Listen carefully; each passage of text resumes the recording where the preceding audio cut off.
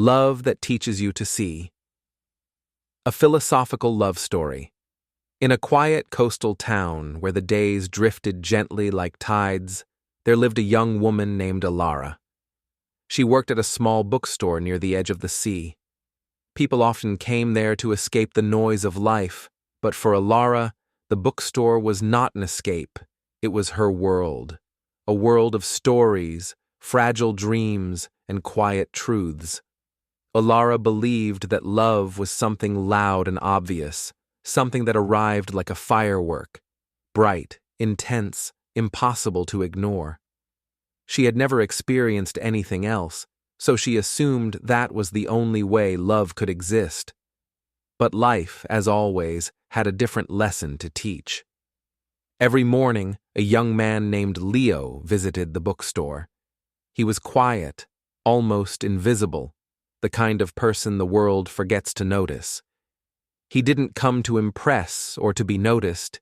He simply came to sit by the window, the one that overlooked the sea. He held the same book for weeks, turning only a page or two before closing it again. At first, Elara thought little of him, but quiet souls have a way of revealing themselves slowly. One morning she asked, "Why always the same seat?"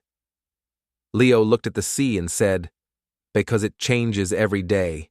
Even calm water has different truths, if you look long enough." Elara didn't understand it at the time, but she remembered his words. As weeks passed, they exchanged more words, gentle ones, the kind that don't try to impress. They spoke about ordinary things that somehow felt meaningful, the sound of the sea at night, the comfort of familiar places, the fear of being misunderstood. Leo never rushed anything. He never pushed, never demanded. Instead, he listened, truly listened, like he believed every word mattered. And for the first time, Elara felt seen not for how she looked, but for how she existed. Yet just as she grew used to his presence, Leo disappeared. One day, he simply didn't come. Then another, and another. Elara tried to ignore the feeling growing inside her, but absence teaches loudly what presence whispered softly. She realized she missed not just the man, but the peace he brought, like a quiet tide that gently reshapes the shore without being noticed. On the fourth day, Leo finally returned. He looked tired, almost fragile, holding a small envelope in his hand. "Sorry," he said softly. "Life overwhelmed me. I wasn't sure I should come back." He placed the envelope on the counter before stepping back, as if prepared to leave again. Inside the envelope was a letter, simple, honest, unpolished. "I don't love loudly. I don't know how, but I care deeply, quietly. I don't want to disturb your life, yet somehow you've become part of mine." Elara felt something shift inside her. She found him standing near the window, looking out at the waves again, just as he always did. "You don't disturb my life," she whispered. "You make it softer." Leo closed his eyes, letting those words settle into him like warm light. From that moment, something unspoken grew between them, not the fast, dramatic love Elara once imagined, but something calmer, deeper, wiser.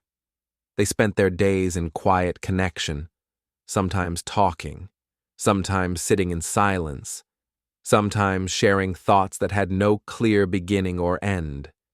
And slowly, Elara learned a profound truth. Love does not always arrive like a flame. Sometimes it arrives like light, gentle, steady, and impossible to notice until it fills everything. Leo taught her that real love is not about noise, not about grand moments, not about being perfect.